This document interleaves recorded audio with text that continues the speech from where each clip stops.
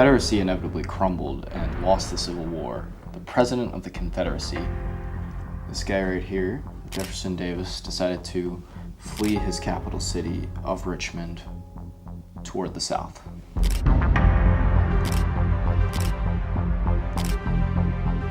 With him, he took the entire treasury of the Confederacy.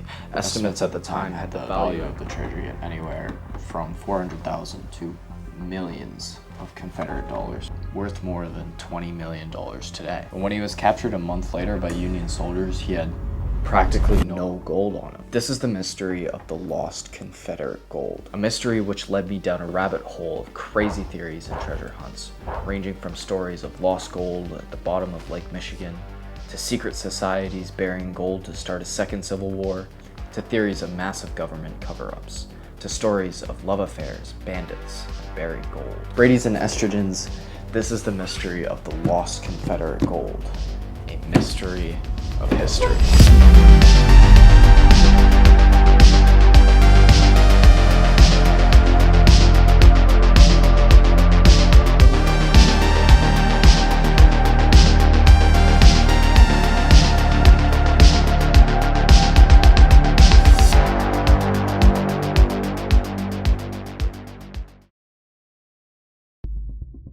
On April 2nd of 1865, the President of the Confederate States of America, Jefferson Davis, was at church.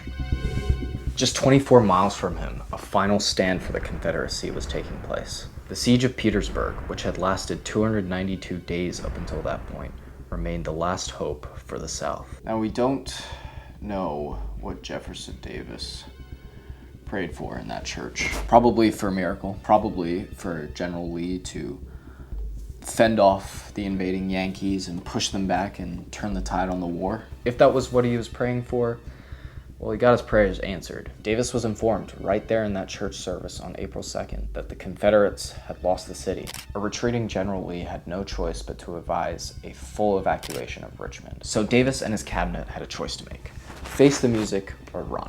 When they decided on the latter, they had another question to answer. What do we do with all of our money? This is where, depending on what you believe, the story starts to diverge. It wouldn't be a mystery if there weren't different tellings of where the story goes. We'll get into those theories and stories later, along with more definitive accounts on the lost gold. But for now, let's jump into the official story.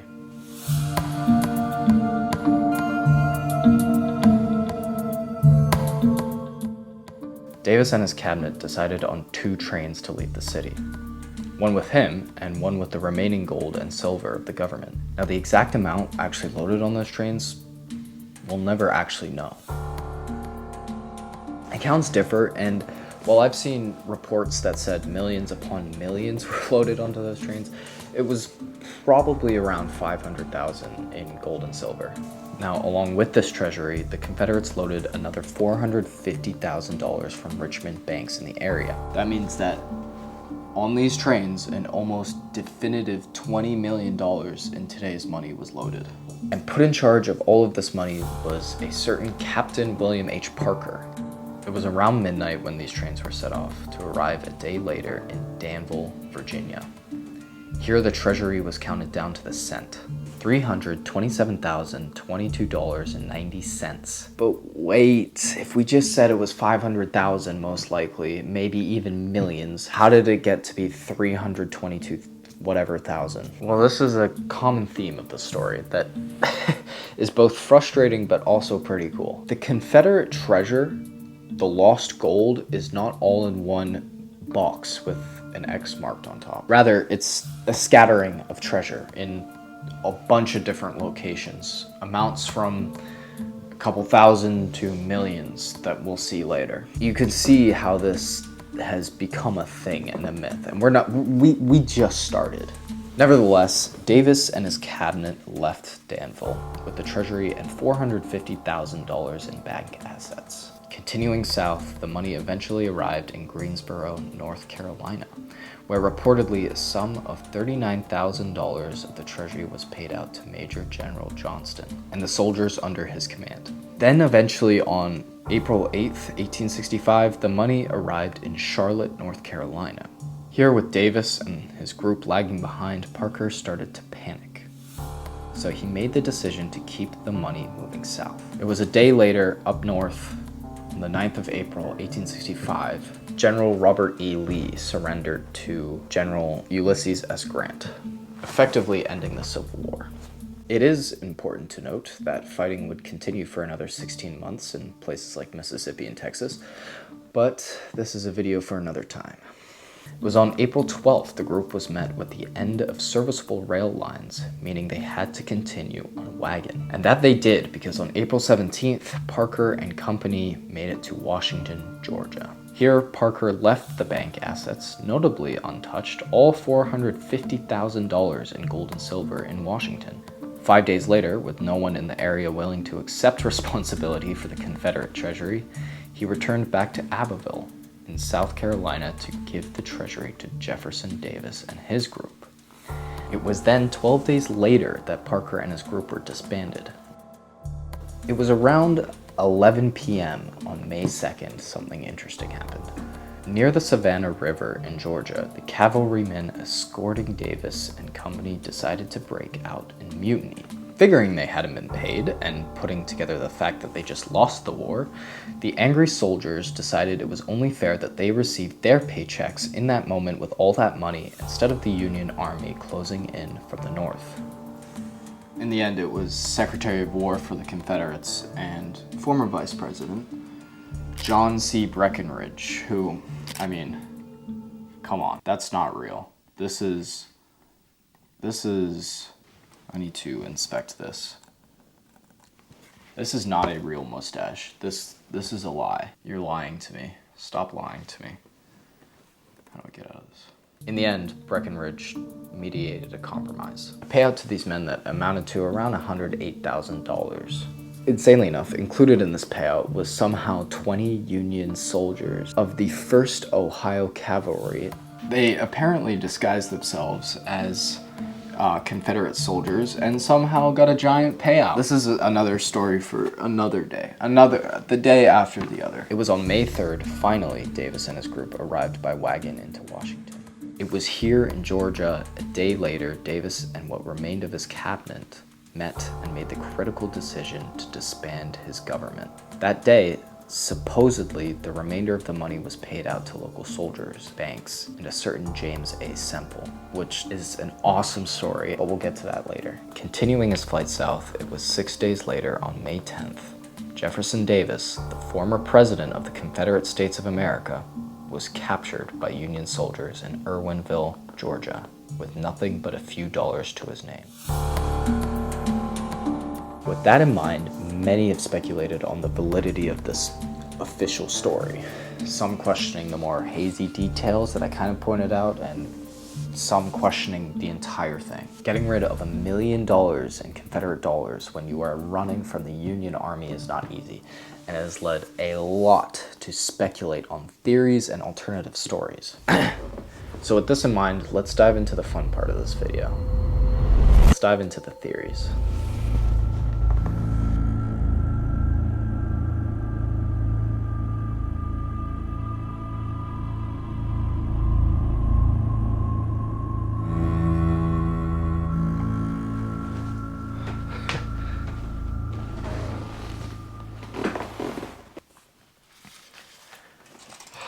I only have one of these, so here, you guys have it.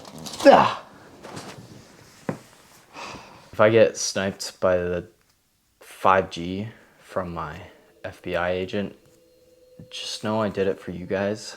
The Lake Michigan theory has been the question of treasure hunters for years now. The story starts in 1921 when a banker from Michigan named George Alexander Abbott made a crazy deathbed confession. He claimed to his family that he had stole lost Confederate gold at the bottom of Lake Michigan.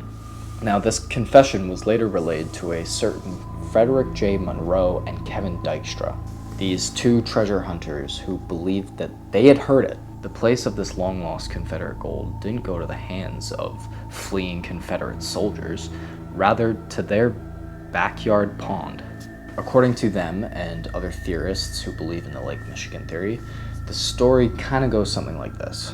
Following the end of the war, the lost gold was not given out and sent in every direction, rather buried in Georgia. A certain colonel for the Union, Robert Horatio George Minty, recovered the treasury gold from Davis and sent it north for the Upper Peninsula, Copper County in Michigan. When Minty supposedly sent a train north with all the riches of the Confederacy, it made it all the way to Lake Michigan. However, when the ferry was hit with a nasty storm on Lake Michigan, the crew were forced to push the boxcar of treasure into the water, sending them millions of dollars in gold to a watery grave. This brings us back to George Abbott, who was the brother-in-law to Minty. He admitted on his deathbed that he had stolen a lot of this lost Confederate gold, but that there still remained millions in lost Confederate gold at the bottom of Lake Michigan. Now, evidence for this theory is actually quite interesting. After the war, Minty's wife was supposedly spotted wearing a necklace of Confederate gold. Then in 2012, the two hunters, Monroe and Dykstra, did a sonar search of the floor of Lake Michigan and found a deserted coal boxcar at the bottom of the lake in the exact location it was believed that this boxcar was pushed off. However, doubters have also made their case. Rand Bitter, who wrote a biography about Minty, claims that this was all a bunch of hogwash. Alright, so we're definitely bringing the word hogwash back, right? I mean, Bitter pointed out, firstly, that it seemed quite unlikely that Minty would be able to smuggle a train car full of Confederate gold all the way to Michigan. It also seems super unlikely that Minty would ever come in contact with George Abbott, as apparently the two hated each other. Minty would go on to take another wife and move away from the family, so, you know, treasure hunting buddies, probably not. It's important to note that the coal car discovery by sonar, nothing ever came of that, and it's been, what now, almost 13 years? However, this has not stopped countless treasure hunters going to Lake Michigan and trying to find lost Confederate gold. There is a true belief that at the bottom of Lake Michigan, there is millions in Confederate gold.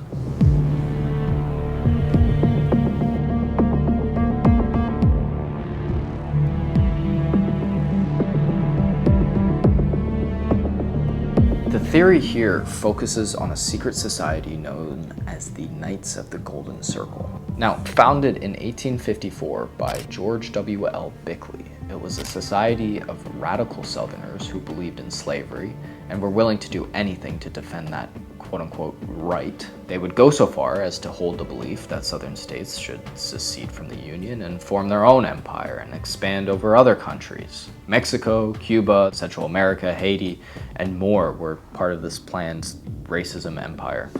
They called this the Golden Circle. This is insanely interesting to me, and I don't know why I just picked up the Magna Carta, but supposedly the group was quite powerful. Some believe that some members of Buchanan's cabinet, such as the aforementioned Mustache King, was a part of this Knights of the Golden Circle. Maybe senators were a part of it, generals, military men, powerful people were theorized to be part of this, even including a certain John Wilkes Booth. But I'm getting off hand. Too many videos inside of this video.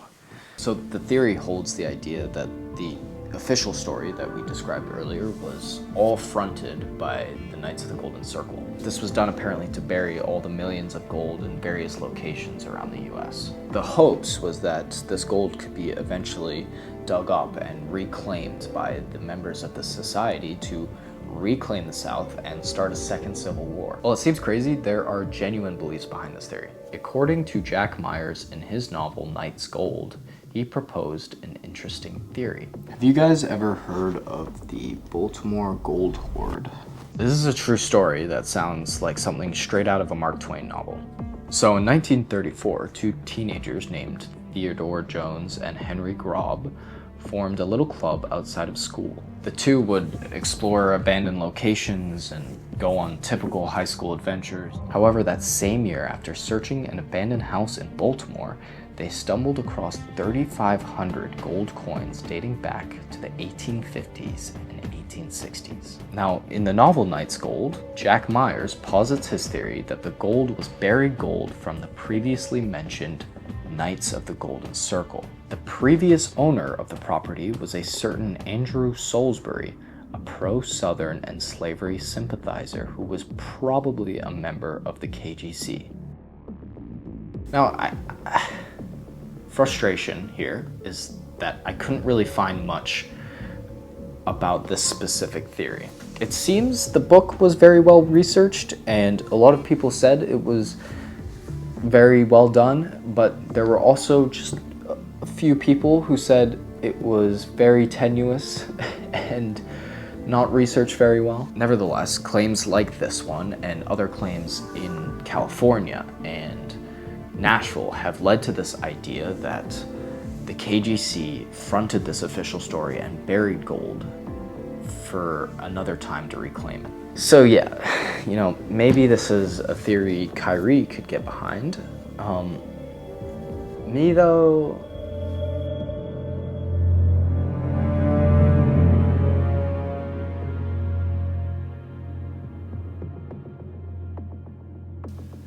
okay, so instead of a secret racist society, it was the government. What's the difference?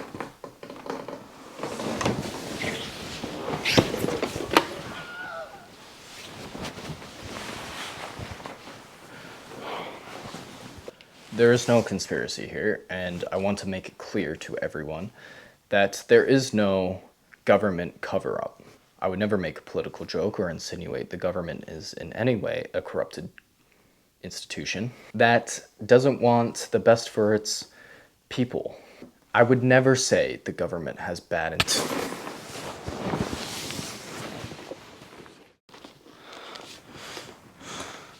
I would. See, the government covered this whole thing up, and here's how they did it. That official story, well, it's Bologna. And I ain't talking about that country in France. It was a front for the FBI, the CIA, the IRS, and FEMA to all I'm sorry, I can't do this. This is not a format we did previously, so we're just gonna stick to what we were doing before. So the belief in this theory is that the government, wanting to keep the millions in Confederate gold for themselves and fearing the hatred from the South, created the entire official story. And they've kept it up to this day. Who's to say the Union soldiers who captured Davis didn't just keep the millions of dollars he had on him, supposedly? Or isn't it strange that the government made no official recovery of any of this treasury from the Confederacy, according to the story? Was the Confederacy that good at getting rid of gold? You have to remember that stealing this much in gold and silver in those days was not like stealing online information, which is why this video is sponsored by Just kidding. One day. Maybe if you subscribe.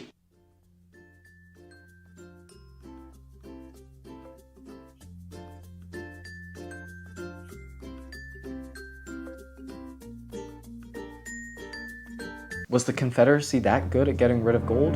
This is believed to be proven true by the odd events that took place in 2018 in Dents Run, Pennsylvania. When another treasure hunter named Dennis Parada thought he found Confederate gold dating to the Civil War, he reported it to the FBI. Believing the site was worth millions in lost gold, he believed going through the proper legal excavating process for historical artifacts would be the best way to go about it. He would be proven wrong. The FBI actually came in and took over all of the excavation operations, refusing to allow any outside help. It wasn't until 2023 the FBI released documents claiming to find nothing in the area. Oddly enough, an FBI spokesperson refused to answer any questions pertaining to the whole thing, and to this day, the FBI not only maintains that nothing was found, but also remains super hush-hush about the whole thing. quote, "It's definitely a major cover-up." And he maintains the FBI was able to excavate whatever gold was in that area and keep the millions of gold worth in gold for themselves, the grubby little gremlins they are. Just kidding. I love the FBI. They do great work. They would never do anything wrong. But this is a little odd, right? I just want to say real quick, I know this video's long, but I want to rant. I do not understand government agencies. Like, if you have nothing to hide, then show it. But if you do have something to hide, do a good job of hiding it. Why are you so bad at covering things up? Like, I imagine them looking and sciencing away at whatever thing they found down in Dent's Run, looking at their Allspark or Tesseract, and someone walks in and is like, "Hey, you know that guy who's a treasure hunter and showed us the location? Yeah, he's kind of wondering what happened. What should we tell him?" Nothing. In fact, be really closed off about it. Just don't even say anything. And when inevitably we lose in court and have to give that information, be really sketchy. Release really bad photos. You can't even tell what's in them.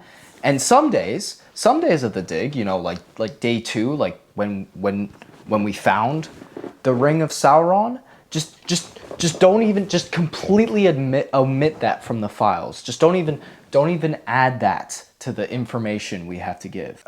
Anyway, rant aside, conspiracy theorists have pointed to this mysterious event that happened at Dent's Run as almost proof that the government is in some way covering up what happened to the lost gold. For now, personally, I think it's quite interesting. If the government wanted to cover this up and keep all of the money, they absolutely could. That being said, 150 years later and nothing's getting leaked. A little bit. However, I am very curious about Dent's Run, and I will, yes, be following that story very closely. What lost episode of SpongeBob did they find down there?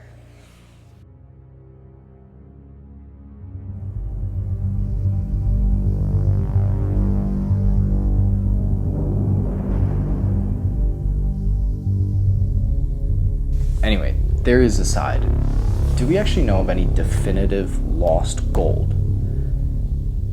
Yes, we do actually. Let's talk about James Allen Semple, probably the best story of all time.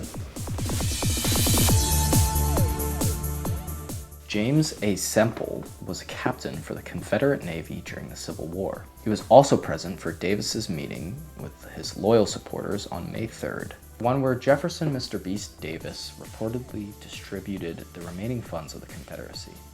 He reportedly gave out $86,000, more than $1.6 million today, to Semple with the goal to travel across Europe and deposit it in offshore Confederate bank accounts and garner support from the United Kingdom.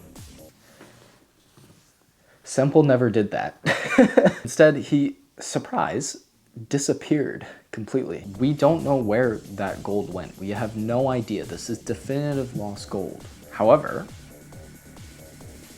there are some awesome theories. Some say, as I previously mentioned 2 seconds ago, he ended up in Europe trying to convince Confederate sympathizers in the UK to fund the now defunct government. And another theory was that he took the gold for himself and gave it to his buddies.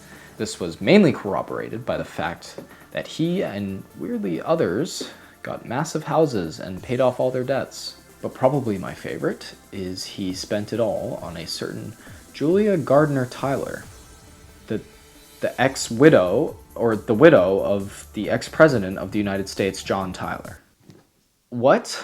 In the novel The Rebel and the Rose by Wesley Millett and Gerald White, they put forward the theory that the two were romantically involved after the passing of John Tyler. And reportedly, James A. Semple took refuge after the war in Julia's home in Long Island. Now, the most definitive lost gold, we absolutely know the location of, so it's not really lost, but it is. You'll see in a second. That is buried gold in Danville, Virginia. See, when the fleeing Davis and his group made it to Danville, the treasury clerk who counted the gold, Micah Clark, for some reason completely forgot about 9,000 pounds of Mexican silver we know for a fact the Confederate treasury had from sale of cotton to Mexico. But we know that he probably didn't forget it, just completely omitted it from the files. The silver was definitely very heavy and slowed the group down, and it's almost certainly agreed that the silver and some gold were buried in Danville. When it mysteriously vanished in Danville, a certain Mr. James A. Semple was given the duty to recover the silver in Danville. In true Semple fashion, he never did.